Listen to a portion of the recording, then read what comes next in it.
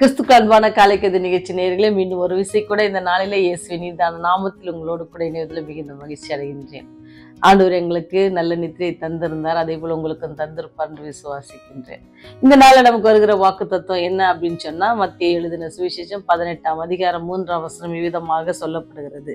நீங்கள் மனம் திரும்பி பிள்ளைகளைப் போலாகாவிட்டால் பரலோக ராஜ்யத்தில் பிரவேசிக்க மாட்டீர்கள் என்று மெய்யாகவே உங்களுக்கு சொல்லுகிறேன். ரெண்டு காரியம், ஒன்று நம்ம மனம் திரும்பணும், இன்னொரு பிள்ளைகளை போல மாறணும். இது ரெண்டும் இல்லை அப்படின்னு சொன்னா அது ஆண்டவர் சொல்ற மெய்யாகவே உங்களுக்கு சொல்றேன். என்னன்னா, நீங்க பரலோகத்துக்கு வர முடியாது, இல்லை வர மாட்டீங்க அப்படின்னு சொல்லி.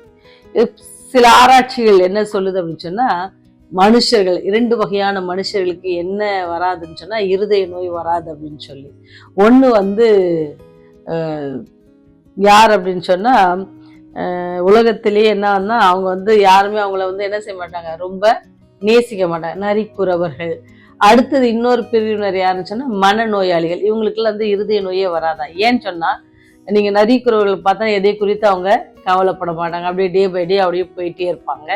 இன்னொரு பக்கம் மனநோய்களுக்கு என்ன நடக்குதுன்னே தெரியாது, அதனால அவங்களுக்கு என்ன இல்லை, எந்த கவலையும் இருக்காது. ஸோ இவங்களுக்கு இதய நோய் வருவது ரொம்ப கஷ்டம், வராம அவங்க தப்பித்து கொள்றாங்கன்னு பாக்குறோம். இன்னொன்னு என்னன்னா, அவங்களுக்கு என்ன இல்லைன்னா கவலை இல்லை அன்றதை நம்ம அதில் புரிஞ்சுக்கிறோம். இன்னொரு வகையில நீங்க பாத்தீங்கன்னா, பிள்ளைகளை போல் ஆகணும் அப்படின்னு சொன்னா, நீங்க பாத்தீங்கன்னா சராசரியாக பிள்ளைகள் ஒரு நாளைக்கு 200 முறை சிரிப்பாங்களாம்.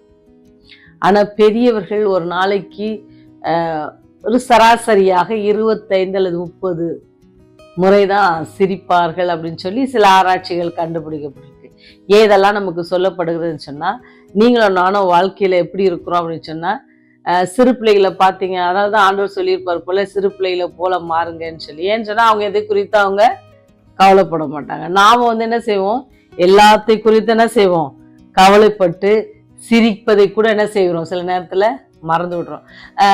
உதாரணத்துக்கு என்ன பார்த்தீங்கன்னா, ஆண்டவர் நீங்கள் பரிசுத்தமுள்ளவர்களாக இருக்கணும் அப்படின்னு சொல்லிட்டாரு அப்படின்னு சொல்லி சிரிப்பதை குறைத்துக் கொள்வது, மகிழ்ச்சியாக இருப்பதை குறைத்துக் கொள்வது, இதெல்லாம் நம்ம என்ன செஞ்சுக்கிறோம், அதெல்லாம் குறைச்சிட்டோம்னா நம்ம எப்படி கடவுளை போல இருப்போம். அப்படி இல்லை ஆண்டவர். அதனாலதான் நீங்க பாத்தீங்கன்னு சொன்னா, நீங்க மன மகிழ்ச்சியா இருக்கணும் அப்படின்னு சொல்லி யார் சொல்றாரு, அப்போஸ்தலனாகிய பவுல் சொல்றாரு. நீங்க எப்போதும் சந்தோஷமா இருங்க. அவர் சொல்றாரு, மறுபடியும் சொல்ற சந்தோஷமா. தேவ பிள்ளைகள் சந்தோஷமாக இருக்கணும். சந்தோஷமாக இருக்கணும் அப்படின்னு சொன்னா நம்ம கிட்ட என்ன இருக்கக்கூடாது, பாவம் நம்ம கிட்ட இருக்கக்கூடாது, மன அழுத்தம் நம்ம கிட்ட இருக்கக்கூடாது.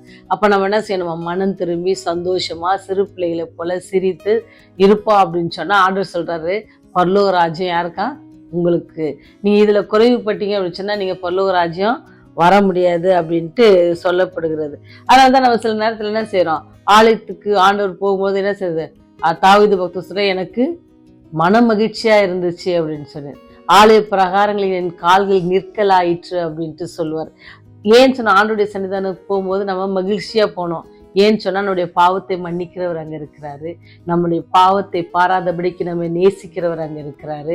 இதெல்லாம் நம்ம யோசித்து, அல்ல நம்ம பார்த்து கொண்டிருக்க, நம்ம ஜெபிக்கும் பொழுது அவர் நம்மை பார்க்கிறார். இதெல்லாம் நம்ம பார்த்து யோசித்து காரியங்களை செய்வோம்னு சொன்னா நம்ம என்ன செய்யலாம், சந்தோஷமாக இருக்க முடியும். சிலர் என்ன செய்யறாங்க, சந்தோஷப்படுறத காட்டில என்ன செய்யறாங்க, அதிகமா துக்கப்படுவாங்க. சின்ன காரியம் இருக்கும், அதுக்கு ரொம்ப துக்கப்பட்டு இருப்பாங்க. பெரிய சந்தோஷமான காரியம் இருக்கும், அதை குறித்து அவங்க பெருசா எண்ண மாட்டாங்க. அப்ப நம்ம ஆண்டுடைய பிள்ளைகள் நம்ம என்ன செய்யணுமா, எப்பொழுதும் சந்தோஷமா இருக்கணும். அதே சமயத்துல நம்ம சிறு பிள்ளைகளை போல இருக்கணும், கவலைகளை மறந்து. என்ன நமக்கு கவலை இருக்கணும் அப்படின்னு சொன்னா, அந்த பரலோக ராஜ்யத்திற்கு போக தடையா இருக்கிற சில காரியங்கள் இருந்து எடுத்து போடணுமானவரே நம்ம ஜெபிப்பதுல தான் என்ன செய்யணுமா, கவலையா இருக்கணுமே தவிர, மற்றபடி எல்லா சூழ்நிலையும் நம்ம என்ன செய்யணுமா, ஆண்டவருக்கு நன்றி செலுத்தி சந்தோஷத்தோடும் சமாதானத்தோடும் ஜீவிக்கணும் அப்படின்ட்டு சொல்லப்படுகிறது. நீங்க பாத்தீங்கன்னு சொன்னா, பிரசங்கியார் சொல்றாரு, மனுஷருக்கு என்னது, நன்மை செய்வதை தவிர்த்து மகிழ்ச்சியா இருப்ப தவிர்த்து வேற ஒண்ணு இந்த உயிரோடு இருக்கிறனால அவனுக்கு வேற ஒண்ணுமே இல்லை அப்படின்ட்டு சொல்லப்படுகிறது. ரொம்ப அழகா அது சொல்லப்பட்டிருக்கிறது. எப்படின்னு சொன்னா, மகிழ்ச்சியா இருப்பதும் உயிரோடு இருக்கையில் நன்மை செய்வதும் இல்லாமல் வேறொரு நன்மையும் மனுஷனுக்கு இல்லை. இப்ப இதெல்லாம் தான் நம்ம நன்மையான காரியங்கள். மகிழ்ச்சியா இருக்கணும், அதே சமயத்துல நம்ம என்ன செய்யணுமா, மற்றவர்களுக்கு உதவி செய்யணும். இதெல்லாம் தான் நம்ம வாழ்க்கையில என்ன செய்யணும், நமக்கு மகிழ்ச்சியை தருமே தவிர, நமக்கு கவலைப்பட்டோ கண்ணீர் வடித்தோ நம்ம என்ன செய்ய போதில்லை, எந்த காரியத்தையும் நம்மளால சாதிக்க முடியாது அப்படின்ட்டு சொல்லுது. இதில் இன்னும் முக்கியமான விஷயம் ஒரே ஒரு வார்த்தை என்னென்னா, நீங்கள் சிறு பிள்ளைகளை போல இருங்க, கவலைகளை மறந்து மன்னித்து. நீங்கள் சின்ன பிள்ளைங்களுக்கெல்லாம் தெரியும், எல்லாரும் நம்ம அந்த வயசுலாம் தாண்டி தானே வந்திருக்கிறோம். சின்ன வயசில் அடிப்போம், அப்புறம் திருப்பி உடனே போய் என்ன செஞ்சுருவோம், சேர்ந்துக்குருவோம். அப்புறம் சாப்பிட்றத உடனே ஷேர் பண்ணி சாப்பிடுவோம். அப்புறம் நமக்கு மறைக்க தெரியாது சின்ன பிள்ளைங்களா இருக்கும் பொழுது. பொய் சொல்ல மாட்டோம். எப்படியாச்சும் தேடி கண்டுபிடிச்சி என்ன செய்வோம், நண்பர்களை தேடி கண்டுபிடிச்சி அவர்களோட என்ன செய்வோம், நேரத்தை செலவு செய்வோம். இதெல்லாம் என்னத்து காட்டுது அப்படின்னா, இந்த காலகட்டம் இதெல்லாம் ரொம்ப குறைவுபடுகிற காலகட்டத்தில் வாழ்ந்து கொண்டிருக்கோம். நீங்களும் நானும் சிறு பிள்ளைகளை போல அன்பானவர்களாக, மன்னிக்கிறவர்களாக, சந்தோஷத்தோடு மகிழ்ச்சியோடு எல்லாவற்றையும் தேவன் எனக்கு பார்த்து கொள்வார். எப்படி பெற்றோர்கள் எங்களுடைய எல்லா காரியங்களையும் பார்த்து கொள்வாங்கன்னு சின்ன பிள்ளைங்க நம்பிக்கையாக இருக்குதோ, அதே போல் நீங்களும் நானும் நம்பிக்கையாக இருப்போன்னு சொன்னால், நமக்கு இன்னைக்கு வருகிற வாக்குத்தத்தை நீங்கள் மனம் திரும்பி பிள்ளைகளை போல மாறுங்க. உங்களுக்கு எனக்கும் பரலோக ராஜ்யம் நிச்சயமாக காத்திருக்கிறது. அப்படி நம்ம மாறுவதற்கு இன்னைக்கு நம்ம ஒப்பு கொடுப்போம்னு சொன்னால் ஜெபம் செய்வோம். அதிகமாய் நேசித்து எங்களை வேண்டெடுத்துக்கிற பரலோக தந்தை, இந்த நாளில் கூட எனக்கு கொடுத்த செய்திக்காக நன்றி செலுத்துகிறோம். ஆண்டவரே, நாங்கள் மனம் திரும்பி சிறு பிள்ளைகளைப் போல மாறத்தக்கதாகவும் இந்த பரலோக ராஜ்யத்திற்கு வருகிற குணாதிசயங்களை நாங்கள் பெற்றுக்கொள்ளத்தக்கதாக எங்களுக்கு கிருபை செய்யுங்க சுவாமி. நாங்கள் மன்னிக்கிற பிள்ளைகளாகவும் எப்பொழுதும் சந்தோஷமாக இருக்கவும், தேவன் எங்களுக்கு எல்லாவற்றையும் நன்மைக்கு ஏதுவாய் செய்து தருவார் என்ற அந்த விசுவாசத்தோடு ஜீவிக்கவும் எங்களுக்கு கிருபை செய்யுங்க சாமி.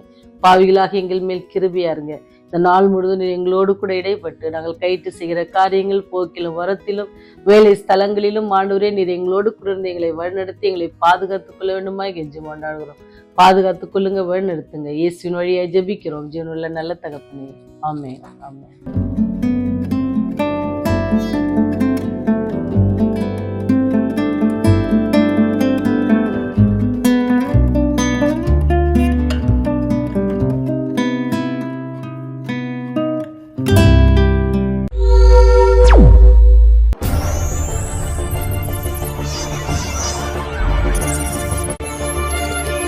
நீங்கள் பார்த்துக் கொண்டிருப்பது உங்கள் ரேவதி.